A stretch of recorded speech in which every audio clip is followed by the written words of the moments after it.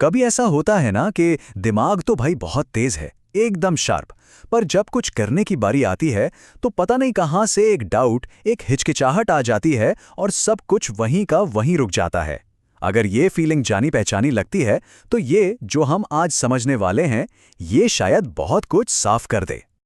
आज हम एक बहुत ही इंटरेस्टिंग केस स्टडी में गहराई से उतरेंगे और समझेंगे कि कैसे हम अपने मन के ब्लूप्रिंट को डिकोड करके क्लैरिटी और कॉन्फिडेंस का एक बिल्कुल पर्सनल रास्ता बना सकते हैं। तो चलिए शुरू करते हैं। तो हमारा रोड मैप क्या है? सबसे पहले हम मन के पैटर्न को समझेंगे, फिर ओवरथिंकिंग की जो चुनौती है उसे देखेंगे। उसके बाद एक बहुत ही सरल मंत्र से लेकर एक पूरी स्पिरिचुअल टूलकिट तक के सॉल्यूशंस पर बात करेंगे। हम ये भी समझेंगे कि जीवन के अलग अलग दौर कैसे काम करते हैं और आखिर में एक मजबूत रास्ते पर बात खत्म करेंगे। तो सबसे पहले आइए उस पर्सनालिटी प्रोफाइल को समझते हैं जिसका हम विश्लेषण कर रहे हैं।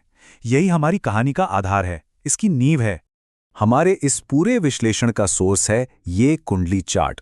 अब इसे ना एक पर्सनल मैप की तरह समझिए, जो हमारे दिमाग और हमारी भावनाओं के जो यूनिक पैटर्न्स हैं उन्हें समझने में मदद करता है। ये हमें एक फ्रेमवर्क देता है, एक शुरुआती बिंदु। तो चलिए इस प्रोफाइल को एक नाम देते हैं यति। अब देखिए, यति का जो कोर पैटर्न है ना, वो बहुत ही दिलचस्प है।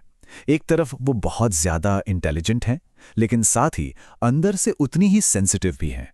मतलब वो कोई भी काम इम्पल्सिवली नहीं करती, बहुत गहरी सोच रखने वाली हैं और उनकी एनालिटिकल एबिलिटी कमाल की है। और हाँ, वो इमोशंस को भी ना बहुत डीपली फील करती हैं। अच्छा, तो इस यूनिक दिमागी ब्लूप्रिंट से जो सबसे बड़ी चुनौती पैदा होती है वो क्या है? चलिए अगले सेक्शन में देखते हैं कि ये सब कैसे जुड़ता है। यहाँ पर जो मेन प्रॉब्लम है वो बिल्कुल साफ दिख रही है। एक तरफ तो ताकत है कि जब यति को खुद पर पूरा यकीन होता है तो उनकी परफॉर्मेंस जबरदस्त होती है, बहुत पावरफुल। लेकिन दूसरी तरफ है चुनौती कि प्रेशर में वो खुद पर डाउट करने लगती हैं और यही चीज उनकी पूरी क्षमता को रोक देती है। तो असली रुकावट क्या है? बस एक शब्द, ओवरथिंकिंग। मतलब जरूरत से ज्यादा सोचना। यही आदत एक तरह का मेंटल ब्लॉक बना देती है, जिससे जरूरी फैसले लेने में देर होती चली जाती है। और ये एक ऐसी प्रॉब्लम है जिससे शायद हम में से कई लोग रिलेट कर सकते हैं। ठीक है, तो अब हमने प्रॉब्लम को तो समझ लिया, अब आते हैं सॉल्यूशन पर। सबसे पहले दिमाग के लिए एक बहुत ही खास और टारगेटेड टूल देखते हैं। ये है बीज मंत्र। ये मां सरस्वती का मंत्र है जो सीधा सीधा इंटेलिजेंस, लर्निंग और फोकस से जुड़ा है। और सबसे जरूरी बात यह है कि ये एक बहुत ही शुद्ध और शांत मंत्र है, पूरी तरह ज्ञान पर आधारित। इसमें कुछ भी अग्रेसिव या कॉम्प्लेक्स नहीं है। और जानते हैं इसका अभ्यास करना कितना आसान है? यही इसे और भी पावरफुल बनाता है। किसी भी तरह के मुश्किल पूजा पाठ की कोई जरूरत नहीं है।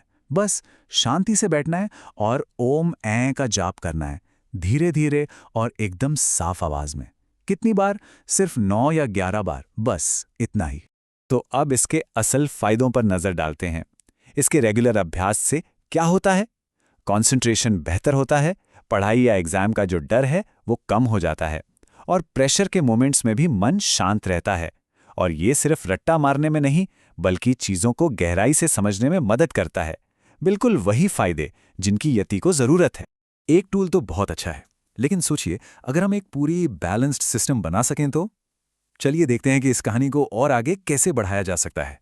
तो अब सवाल ये उठता है कि क्या सिर्फ एक मंत्र काफी है, या हम एक ऐसी टूलकिट बना सकते हैं जो हर तरफ से सपोर्ट करे, एक बैलेंस बनाए। बस यहीं से एक बैलेंस प्रैक्टिस का आइडिया आता है। अब ये स्लाइड इसे बहुत ही अच्छे से समझाती है। देखिए, यति के सिस्टम के लिए क्या सही है।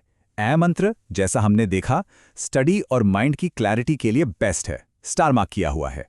फिर इमोशनल प्रोटेक्शन के लिए दुर्गा मंत्र, और मेंटल स्टेबिलिटी और शांति के लिए शिव मंत्र।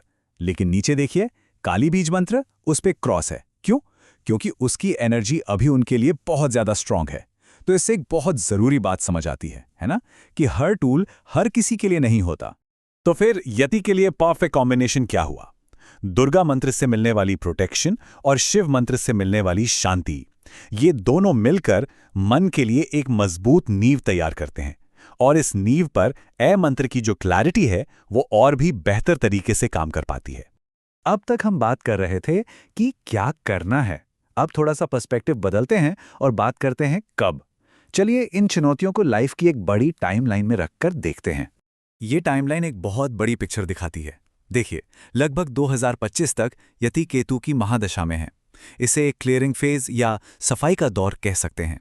इसमें कन्फ्यूजन, सेल्फ डाउट और अपनी पहचान की तलाश, ये सब आम बातें हैं। लेकिन 2025 के बाद शुक्र की महादशा शुरू होगी, जो कि एक ग्रोथ फेज है। ये अपने साथ स्थिरता, कॉन्फिडेंस और क्लैरिटी लेकर आएगी। और यहाँ सबसे ज़रूरी बात ये समझनी है कि ये जो मौजूदा दौर है, ये कोई बुरा दौर नहीं है, बिल्कुल नहीं। ये ट्रांसफॉर्मेशन का एक नेचुरल और ज़रूरी फेज़ है। ये एक तरह की तैयारी है, आने वाले ग्रोथ के लिए ज़मीन तैयार हो रही है। तो चलिए अब इन सभी डॉट्स को कनेक्ट करते हैं और एक पावरफुल फाइनल टेक अवे की तरफ बढ़ते हैं। ये लाइन, ये पूरी कहानी को एक नया फ्रेम दे देती है। युष्टि कमज़ोर नहीं है, बल्कि वो गहरी हो रही हैं, इवॉल्व हो रही हैं। वो कंफ्यूज नहीं है, बल्कि एक ट्रांसफॉर्मेशन के फेज से गुजर रही हैं। ये नज़रिए में एक बहुत बड़ा और शक्तिशाली बदलाव है। और फाइनल टेक अवे क्या है? यति की personality slow builder, strong finisher वाली है। इसका मतलब यह है कि शुरुआत धीमी हो सकती है, जिसमें तैयारी और खुद को खोजना शामिल है, लेकिन जब नींव मजबूत हो जाती है तो अंत बहुत ही पावरफुल और स्टेबल होता है। तो इस पूरे विश्लेषण से हमें अपने लिए क्या सीखना है? चलिए एक पल के लिए सोचते हैं, अपने जीवन के इस मौसम में, इस मौजूदा दौर में वो कौन सा एक छोटा सरल सा टूल हो सकता है जो थोड़ा और संतुलन, थोड़ी और शांति ला सके।